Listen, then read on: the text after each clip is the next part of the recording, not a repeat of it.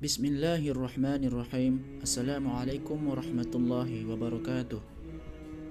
Salawat adalah lafaz jamak dari kata salat, di mana artinya adalah doa, rahmat, berkah dan inayah, sebagaimana yang telah ditegaskan oleh Allah Subhanahu wa taala di dalam firman-Nya Surah Al-Ahzab ayat 56, yang artinya, sesungguhnya Allah dan malaikat-malaikatnya bersalawat untuk Nabi. Hai orang-orang yang beriman, bersalawatlah kamu untuk Nabi dan ucapkanlah salam penghormatan kepadanya. Allah bersalawat kepada Nabi, berarti dia telah mencurahkan rahmat kepadanya.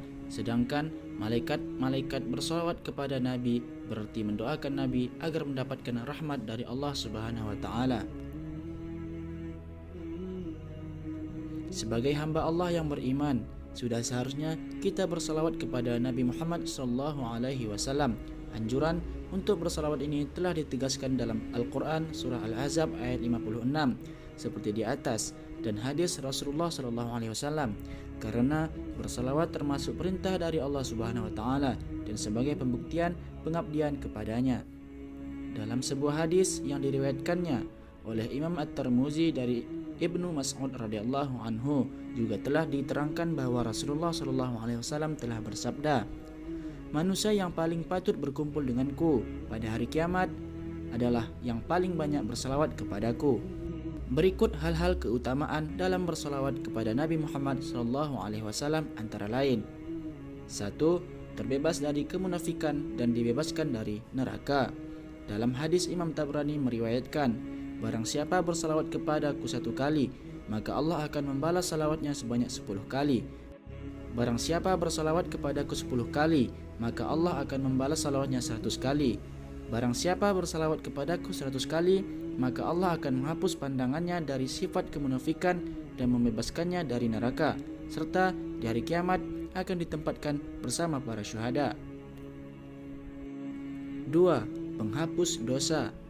Rasulullah SAW bersabda, bacalah salawat atasku karena sesungguhnya salawat atasku membersihkan dosa-dosamu, dan mintalah kepada Allah untuk wasilah. Para sahabat bertanya, apakah wasilah itu?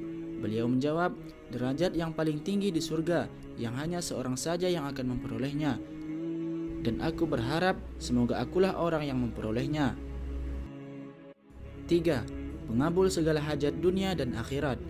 Dalam kitab Minhatul Latif disebutkan bahwa Rasulullah SAW bersabda, barang siapa membaca salawat kepadaku 100 kali, maka Allah akan mengabulkan 100 hajat, yaitu 30 hajat dikabulkan di dunia dan sisanya di akhirat. Dan barang siapa membaca salawat kepadaku setiap hari 500 kali, maka tidak akan fakir selamanya, diruntuhkan dosa-dosanya dan dihapuskan kesalahan-kesalahannya. 4. Sebagai tanda kecintaan kepada Rasulullah SAW, barang siapa yang mencintai sesuatu, maka dia akan sering menyebutnya.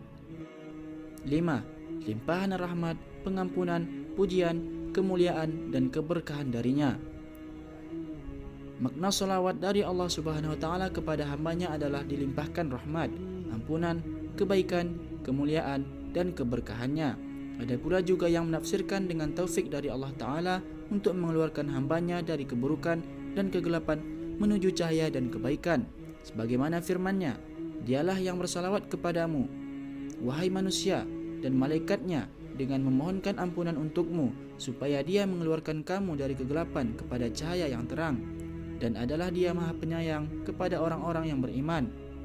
Quran Surah Al-Ahzab ayat 43. Terakhir, di antara keutamaan-keutamaan di atas, perlu juga diperhatikan waktu dan tempat yang dianjurkan untuk membaca salawat kepada Nabi Muhammad SAW, karena pada saat itulah fadilah yang terkandung di dalamnya besar sekali.